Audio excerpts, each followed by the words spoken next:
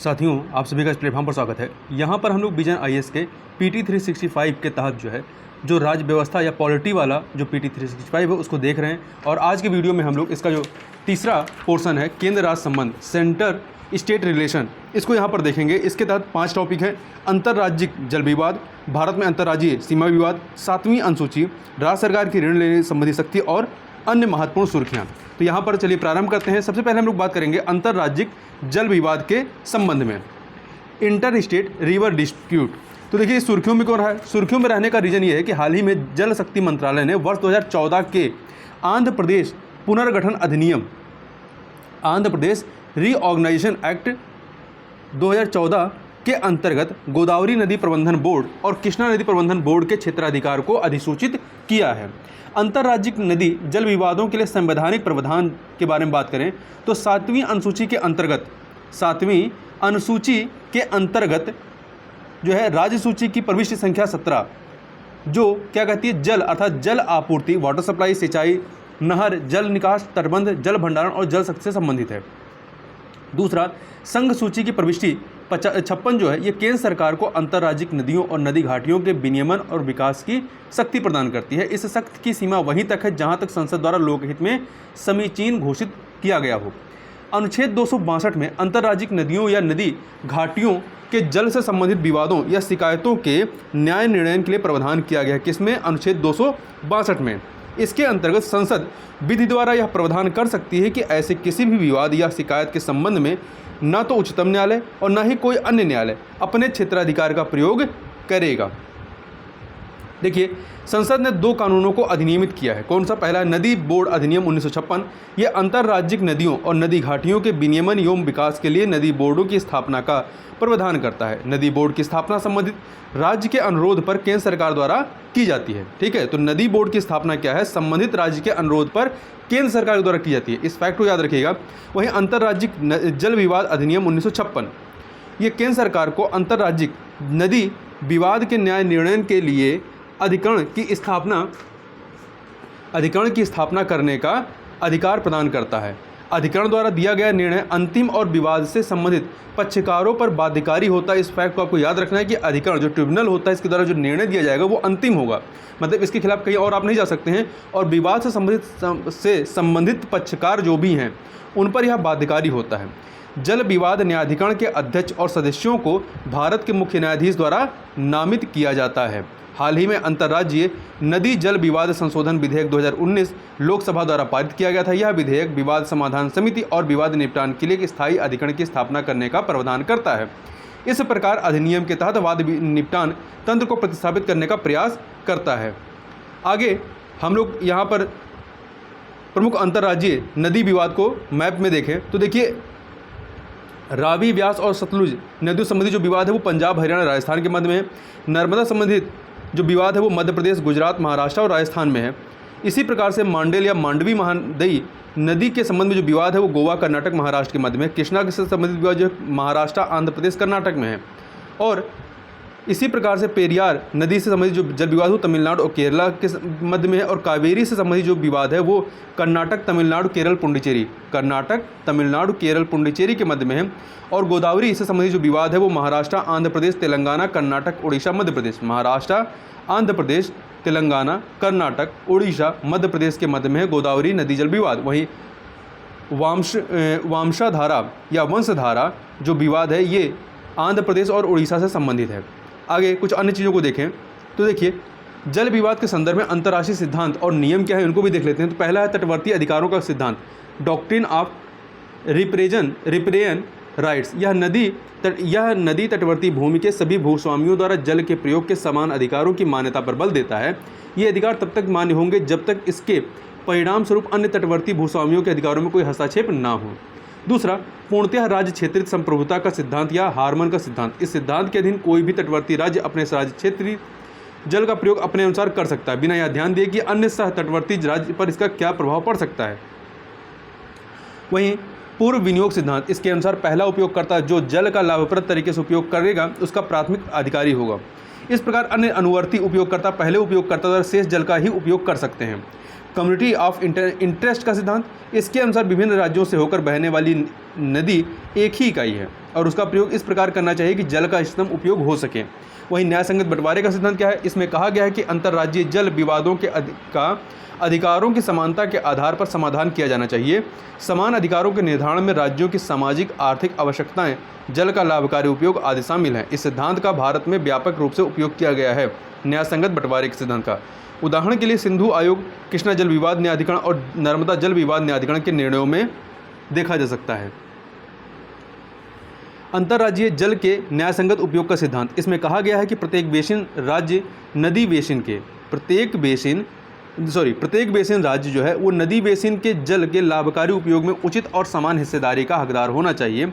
वर्ष 1966 के हेलेंस्की नियम इसी सिद्धांत पर आधारित हैं। कौन सा नियम है? हेलेंस्की नियम।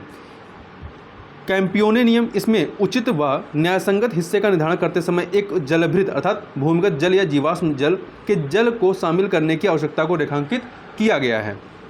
बर्लिन नियम 2004, इन्हें अंतर्राष्ट्रीय विधि परिषद द्वारा अपनाया गया है। इन नियमों के अनुसार बेसिन राज्यों को अंतर्राष्ट्रीय अपवाह बेसिन से के जल का प्रबंधन भी करना चाहिए। इसके साथ ही उन्हें इस दायित्व का भी ध्यान रखना चाहिए कि इससे अन्य बेसिन राज्य को अधिक हानि ना हो। आगे चलते हैं, आगे हम लोग बात करते हैं भारत में अंतर्राज्यीय सीमा विवाद के संबंध में, inter state border dispute in India.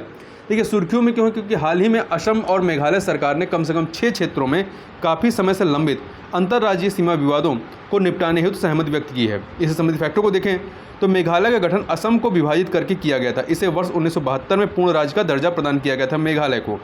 दोनों राज्यों के बीच विस्तारित 884 किलोमीटर से अधिक सीमा क्षेत्र पर 12 विवादित क्षेत्र या बिंदु विद्यमान हैं। इनमें मुख्यतः कामरूप महानगर और हैलाकंडी जिलों में लैंगपी बोको आदि क्षेत्र स्थित हैं या शामिल हैं। इस विवाद की उत्पत्ति मेघालय सरकार द्वारा वर्ष 1969 में असम पुनर्गठन मेघालय अधिनियम को अस्वीकार किए जाने से हुई। हालिया निर्णय दोनों राज्यों द्वारा इस मुद्दे के समाधान हेतु विशेष क्षेत्रीय समितियों के गठन के पश्चात किया गया है। भारतीय प्रशासनिक विभाग और उसके अंतर्राज्यीय सीमा विवाद के बारे में बात करें तो विश्व की सबसे प्राचीन और सबसे बड़ी सभ्यताओं में से एक वर्तमान भारतीय संघ का गठन 550 से अधिक रियासतों और ब्रिटिश क्षेत्रों का विलय करके किया गया था। वर्ष 1953 के राज्य पुनर्गठन आयोग ने भारतीय क्षेत्र को भाषाई एवं अन्य आधारों पर 14 राज्यों और 6 संघ राज्य क्षेत्रों में विभाजित किया गया था 1953 में। वर्तमान में परवर्ती पुनर्गठन के माध्यम से भारत में प्रशासनिक प्रभागों की कुल संख्या 28 राज्य और 8 संघ राज्य क्षेत्र हैं। ठीक है, यह विभाजन कुछ सीमाओं को खंडित किए बिना नहीं हो सकता है। यहाँ पर हम लोग चित्र में देखें सीमा विवाद के बारे में तो देखिए हरियाणा हिमाचल प्रदेश के मध्य जो विवाद है वो पंचकुला के पास परवाणु क्षेत्र को लेकर विवाद है। इसी प्रकार से आप देखें हिमाचल प्रदेश और लद्दाख में लेह मनाली राजमार्ग पर सरचू क्षेत्र को लेकर के विवाद है और आपका गुजरात राजस्थान में मानगढ़ पर्वत को लेकर के विवाद है। ओडिशा पश्चिम बंगाल में ये मुख्य भूभागों और बंगाल की खाड़ी में कड़िका सैंड्स द्वीप को लेकर के पूर्व में विवाद था। अब ये विवाद समाप्त हो गया है उड़ीसा और पश्चिम बंगाल का। ठीक है, जो ब्लैक लाइन है वो निष्क्रिय सीमा विवाद समाप्त हो चुके हैं और जो ग्रीन लाइनें हैं वो बताती हैं कि अभी भी विवाद सक्रिय है। यहीं पर कर्नाटक केरल के मध्य में बड़ी कन्नड़ भाषी आबादी वाले कासरगोड जो केरल का एक भाग है को लेकर के विवाद है, ये अभी भी सक्रिय है। वहीं महाराष्ट्र कर्नाटक के मध्य में तो बड़ी मराठा भाषी आबादी वाले बेलगाम जिले को लेकर के विवाद है। वर्ष 1956 में कर्नाटक के अधीन आने से पूर्व यह बॉम्बे प्रेसिडेंसी का हिस्सा था, तो ये भी अभी आपका सक्रिय है। वहीं हरियाणा पंजाब का चंडीगढ़ को लेकर के विवाद है, ये पूर्व विवाद था। ठीक है,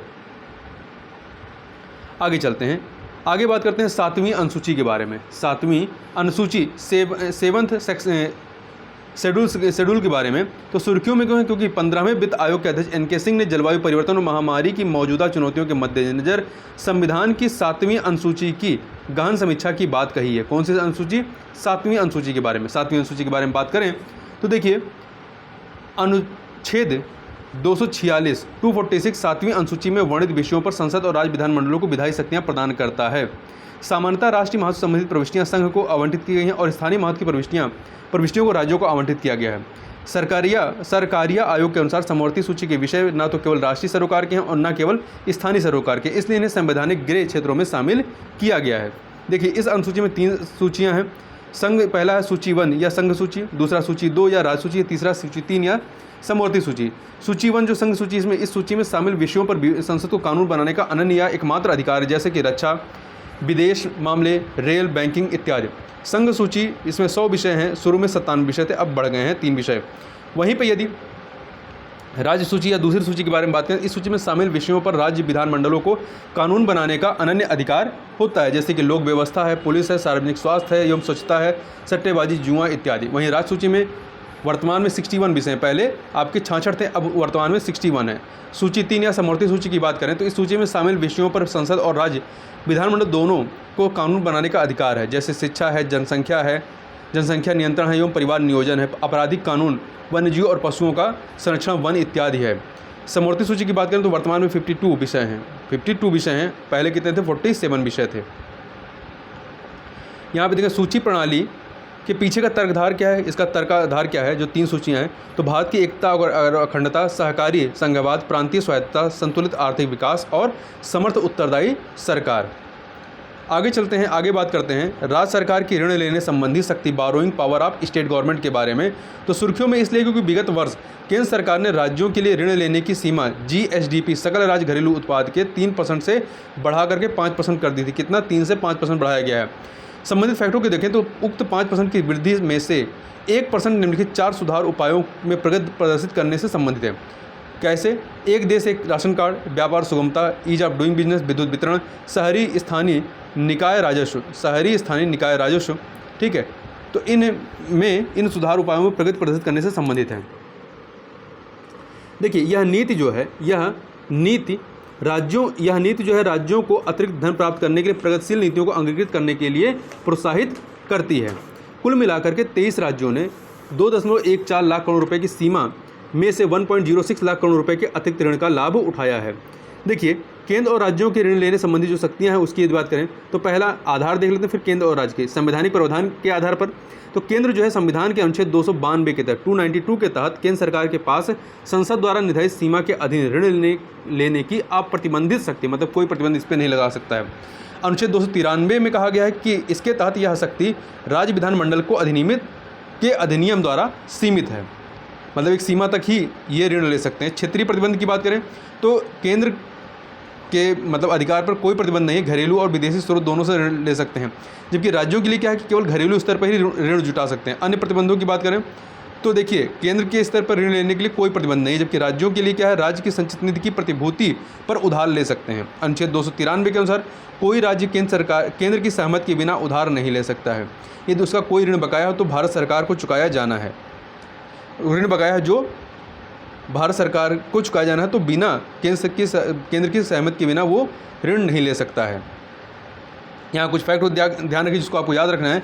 राजकोषीय उत्तरदायित्व और बजट प्रबंधन अधिनियम FRBM को वर्ष 2003 में लागू किया गया था। वर्ष 2003 में लागू किया गया था। यह सरकार के लिए राजकोषीय घाटे को कम करने हेतु लक्ष्य निर्धारित करता है। वहीं यह अधिनियम निश्चित शर्तों के साथ वार्षिक राजकोषीय घाटे के लक्ष्यों से विचलन की भी सुविधा प्रदान करता है। वर्ष 2021-22 में राजकोषीय घाटे को GDP के 6.8 पर लक्षित किया गया था। 2021-22 में, ठीक है, 2021-22 में राजकोषीय घाटे को GDP के 6.8 पर लक्षित किया गया था। सरकार का उद्देश्य वर्ष 2025-26 तक राजकोषीय घाटे को धीरे धीरे कम करके GDP के 4.5% तक लाना है, 2025-26 तक। आगे चलते हैं। आगे अब अन्य महत्वपूर्ण सुर्खियों के बारे में बात करते हैं। तो देखिए पहला है केंद्र विशेष श्रेणी के राज्य के दर्जे के बारे में। विशेष श्रेणी के राज्य के दर्जे के बारे में देखते हैं। तो देखिए विशेष श्रेणी राज्य के दर्जे की तर्ज पर आंध्र प्रदेश को विशेष सहायता उपाय की। तो राज्य द्वारा वर्ष 2015-16 से लेकर के 2019-20 के बीच हस्ताक्षरित और संवितरित की गई सहायता प्राप्त परियोजनाओं हेतु लिए गए ऋण और ब्याज के पुनर्भुगतान के लिए एक विशेष सहायता उपाय प्रदान किए जाएंगे। विशेष श्रेणी राज्य का दर्जा पहली बार वर्ष 1969 में 1969 में प्रस्तावित किया गया था। यह उन राज्यों के विकास में सहायता के लिए केंद्र द्वारा प्रदत्त एक वर्गीकरण है जो पहाड़ी क्षेत्रों, सामरिक, अंतर्राष्ट्रीय सीमाओं, आर्थिक और ढांचागत पिछड़ेपन तथा गैर व्यवहार राज्य वित्त जैसी भौगोलिक एवं सामाजिक आर्थिक हानि का सामना करते हैं। 14वें वित्त आयोग ने विशेष श्रेणी के राज्य के दर्जे को केवल उत्तर पूर्वी और 3 पहाड़ी राज्यों तक ही सीमित रखा था। केवल उत्तर पूर्वी और 3 पहाड़ी राज्यों तक। ठीक है, अभी कौन सा आयोग चल रहा है? 15वां वित्त आयोग चल रहा है। विशेष श्रेणी राज्य श्रेणी के तहत केंद्र सरकार सभी केंद्र प्रायोजित योजनाओं और बाहरी सहायता पर राज्य व्यय के 90% हिस्से का भुगतान करता है विशेष श्रेणी राज्य के दर्जे के तहत, जबकि शेष 10% जो है ब्याज की 0% दर पर राज्य को ऋण के रूप में दिया जाता है। लेकिन जो धन खर्च नहीं हो पाता वह लैप्स बेपकत नहीं होता है और उसे अगले वर्ष इस्तेमाल किया जा सकता है। विशेष श्रेणी का दर्जा प्राप्त राज्यों को निवेश आकर्षित करने के लिए सीमा शुल्क, कॉर्पोरेट कर, आयकर और अन्य करों में छूट प्रदान की गई है। इनर लाइन परमिट के बारे में बात करें तो लद्दाख प्रशासन ने अपने संरक्षित क्षेत्रों की यात्रा करने वाले सभी भारतीय नागरिकों को ILP इनर लाइन परमिट प्रणाली के समाप्त कर दिया है। यह कदम ग्रामीण पर्यटन को बढ़ावा देने और भारत की संप्रभुता को रेखांकित करने के लिए उठाया गया है। हालांकि इन संरक्षित क्षेत्रों में जाने के इच्छुक विदेशियों को अब भी एक संरक्षित क्षेत्र परमिट, प्रोटेक्टेड एरिया परमिट की आवश्यकता होगी। इसकी वैधता 7 दिनों से बढ़ा करके 15 दिन कर दी गई है। 7 से बढ़ाकर 15 दिन कर दी गई। ILP के बारे में बात करें, ILP के बारे में, इनर लाइन परमिट के बारे में, तो देखिए इनर लाइन परमिट किसी राज्य द्वारा जारी एक आधिकारिक यात्रा दस्तावेज है, एक आधिकारिक दस्तावेज है या होता है। इस प्रकार का परमिट भारतीय नागरिकों को देश के अंदर के किसी संरक्षित क्षेत्र में एक निश्चित अवधि के लिए यात्रा करने की सुविधा या अनुमति प्रदान करता है। यह वर्तमान में 4 उत्तर पूर्वी राज्यों, कौन कौन से? तो ये 4 उत्तर पूर्वी राज्यों में आपका अरुणाचल प्रदेश, नागालैंड, मणिपुर और मिजोरम। ठीक है, आपका अरुणाचल प्रदेश है, ये अरुणाचल प्रदेश, नागालैंड, मणिपुर और मिजोरम, ये ऐसे अरुणाचल प्रदेश, नागालैंड, मणिपुर और मिजोरम में लागू है। इसका उपयोग भारत में पूर्वोत्तर क्षेत्र के देशज समुदायों की रक्षा के लिए तथा भारत की अंतर्राष्ट्रीय सीमा के निकट कुछ क्षेत्रों में आवाजाही को विनियमित व निगरानी के अधीन करने के लिए किया जाता है। इस अवधारणा की शुरुआत बंगाल पूर्वी सीमांत किसान विनियमन अधिनियम, Bengal eastern frontier regulation act 1873 से हुई थी। इसके तहत अंग्रेजों ने निर्दिष्ट क्षेत्रों पर प्रवेश को प्रतिबंधित करने और बाहरी लोगों के ठहरने को नियंत्रित करने संबंधी नियम निर्मित किए थे। इस अधिनियम का उद्देश्य ब्रिटिश प्रजा को इन क्षेत्रों में व्यापार करने से प्रतिबंधित कर क्राउन के अपने वाणिज्यिक हितों की रक्षा करना था। आगे चलते हैं नए जिलों के गठन के संबंध में। नए जिलों का गठन तो कहाँ पे हुआ? हाल ही में पंजाब सरकार ने मलेरकोटला को राज्य का 23वां जिला घोषित किया, मतलब राजस्थान, वो पंजाब में। नए जिलों के गठन के बारे में बात करें, नए जिले बनाने या मौजूदा जिलों में परिवर्तन या समाप्त करने की शक्ति राज्य सरकारों के पास है। किसके पास है? राज्य सरकारों के पास है। ठीक है, नए जिले बनाने, मौजूदा जिलों में परिवर्तन करने, समाप्त करने की यह कार्य संपादन या तो कार्यकारी आदेश या राज्य विधानसभा के माध्यम से किया जाता है। हालांकि जब कोई राज्य किसी जिले या रेलवे स्टेशन का नाम परिवर्तित करने का इच्छुक होता है तो उसे कई अन्य मंत्रालयों और एजेंसियों जैसे कि पृथ्वी विज्ञान मंत्रालय, खुफिया ब्यूरो, डाक विभाग आदि से अनापत्ति प्रमाण पत्र की आवश्यकता होती है। यहाँ कुछ फैक्ट को आपको याद रखना है नए राज्यों के गठन के बारे में। तो भारतीय संविधान केंद्र सरकार को मौजूदा राज्यों से नए राज्य बनाने या एक राज्य को दूसरे में विलय करने का अधिकार देता है भारतीय संविधान। ठीक है, केंद्र सरकार को। इस प्रक्रिया को राज्यों का पुनर्गठन कहा जाता है। पुनर्गठन के आधार भाषाई, धार्मिक, निर्जातीय व प्रशासनिक हो सकता है। भाषाई, धार्मिक, निर्जातीय व प्रशासनिक हो सकता है। नए राज्य भारतीय संविधान के अनुच्छेद 2, 3 और 4 के प्रावधानों के तहत गठित किए जाते हैं। इस संबंध में राष्ट्रपति का संदर्भ प्रेसिडेंशियल रेफरेंस राज्य विधानसभा को भेजा जाता है, लेकिन संसद राज्य विधायिका के विचारों को स्वीकार करने या उन पर कार्रवाई करने के लिए बाध्य नहीं है। देखिए, इस संबंध में राष्ट्रपति का संदर्भ राज्य विधानसभा को भेजा जाता है, लेकिन संसद राज्य विधायिका के विचारों को स्वीकार करने या उन पर कार्रवाई करने के लिए बाध्य नहीं है। ऐसी कोई विधि अनुच्छेद 368 के प्रयोजनों के लिए इस संविधान का संशोधन नहीं समझी जाएगी। संविधान की पहली और चौथी अनुसूची में केवल आवश्यक परिवर्तन किए जाते हैं। आगे बात करते हैं छठी अनुसूची के बारे में। तो देखिए, हाल ही में लद्दाख में सांसद द्वारा लद्दाख को संविधान की छठी अनुसूची में शामिल किए जाने की मांग की गई है। छठी अनुसूची में अनुच्छेद 244(2) के तहत असम, मेघालय, त्रिपुरा और मिजोरम राज्यों में जनजातीय क्षेत्रों के प्रशासन संबंधी प्रावधान शामिल हैं। यह उच्च स्वायत्तता वाले स्वायत्त जिलों और परिषदों के गठन की अनुमति देता है ताकि स्थानीय आबादी की भूमि, रोजगार और सांस्कृतिक पहचान की सुरक्षा के लिए प्रावधान किए जा सकें। आगे बात करते हैं पुलिस महानिदेशक की नियुक्ति, appointment of director general of police DGP. उच्चतम न्यायालय ने पश्चिम बंगाल सरकार द्वारा पुलिस महानिदेशक की नियुक्ति प्रक्रिया में संघ लोक सेवा आयोग की भागीदारी के बिना स्वयं ही उसकी नियुक्ति करने की अनुमति हेतु प्रस्तुत आवेदन पर विचार करना अस्वीकृत कर दिया है। पुलिस राज्य सूची का विषय है। इससे पूर्व उच्चतम न्यायालय ने पुलिस सुधार वर्ष 2006 में प्रकाश सिंह बादल का निर्णय, जिसमें वर्ष 2018 में संशोधन किया गया, पर एक ऐतिहासिक निर्णय देते हुए आदेश दिया था कि राज्यों को डीजीपी पद के उम्मीदवारों के नाम यूपीएससी को प्रेषित करना आवश्यक है। राज्यों को डीजीपी पद के उम्मीदवारों के नाम यूपीएससी को प्रेषित करना आवश्यक है। यूपीएससी द्वारा वरिष्ठता, अनुभव, सेवा रिकॉर्ड और अन्य मानदंडों के आधार पर योग्य नामों में से 3 उम्मीदवारों का चयन किया जाता है। इसके पश्चात राज्य सरकार द्वारा शीर्ष 3 उम्मीदवारों में से किसी एक का चयन किया जाता है। इसके पश्चात राज्य सरकार द्वारा शीर्ष 3 उम्मीदवारों में से किसी एक का चयन किया जाता है, किंतु नियुक्त किए जाने वाले उम्मीदवार की न्यूनतम 6 माह की शेष अवधि शेष होनी चाहिए। 6 माह की सेवा अवधि जो होती है शेष होनी चाहिए। प्रकाश सिंह और अन्य बनाम भारत संघवाद की बात करें तो न्यायालय ने पुलिस प्रणाली में गहराई तक स्थापित हो चुकी समस्याओं यथा पुलिस का राजनीतिकरण, जवाबदेही तंत्र का अभाव और प्रणालीगत कर्मचारियों का निराकरण करने के उद्देश्य से 7 निर्देश जारी किए गए। यह सर्वविदित है कि उल्लिखित समस्याओं के परिणामस्वरूप पुलिस के प्रदर्शन में गिरावट आई और आम नागरिकों के बीच पुलिस की व्यवस्था के प्रति असंतोष व्याप्त हुआ। तो यहाँ पे जो 7 निर्देश हैं, उन निर्देशों को एक बार चित्र के माध्यम से देखें तो राज्य सुरक्षा आयोग का गठन किया जाए, केंद्र स्तर पर राष्ट्रीय सुरक्षा आयोग का गठन किया जाए, राज्य और जिला स्तर पर पुलिस शिकायत प्राधिकरण स्थापित किए जाएँ, पुलिस स्थापना बोर्ड की गठन किया जाए, जांच, अन्वेषण एवं कानून व्यवस्था के कार्यों को पृथक किया जाए, एसपी और एसएचओ के लिए 2 वर्ष का कार्यकाल निश्चित किया जाए, डीजीपी को 2 वर्ष का निश्चित कार्यकाल प्रदान किया जाना चाहिए। आगे चलते हैं, आगे बात करते हैं आपदा प्रबंधन अधिनियम 2005 की धारा 51।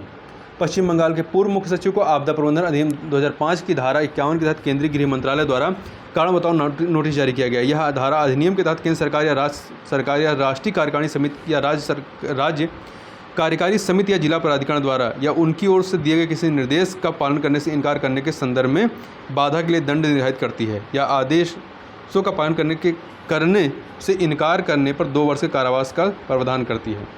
जिला स्तरीय समितियों की बात करें, डिस्ट्रिक्ट लेवल कमेटी विद्युत मंत्रालय द्वारा जिला स्तरीय समितियां गठित की जाएंगी जो केंद्र सरकार की सभी विद्युत संबंधी योजनाओं का पर्यवेक्षण करेगी।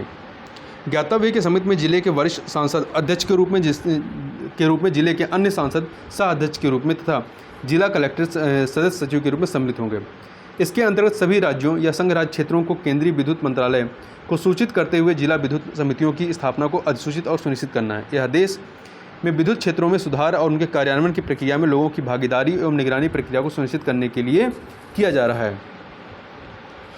विद्युत क्षेत्र में सरकार द्वारा की गई पहलों की बात करें तो दीनदयाल उपाध्याय ग्राम ज्योति योजना, एकीकृत विद्युत विकास योजना, प्रधानमंत्री सहज बिजली घर योजना, हाल ही में मंत्रिमंडल ने 3.03 ट्रिलियन की पुनरुत्थान वितरण क्षेत्र योजना को स्वीकृति प्रदान की है, जो एक सुधार आधारित और परिणाम संबद्ध योजना है। इसका उद्देश्य निजी क्षेत्र की विद्युत वितरण कंपनियों अर्थात डिस्कॉम को छोड़कर के सभी डिस्कॉम या विद्युत विभागों की परिचालन क्षमता और वित्तीय स्थिरता में सुधार करना है। डिस्कॉम को परिणाम संबद्ध वित्तीय सहायता प्रदान की जाएगी। तो इस प्रकार से यहाँ पर हम लोगों ने इस टॉपिक को यहाँ पर देखा जो कि आपका केंद्र राज्य संबंध से संबंधित था। इस वीडियो में बस इतना ही, मिलते हैं नेक्स्ट वीडियो में, तब तक के लिए बहुत बहुत धन्यवाद।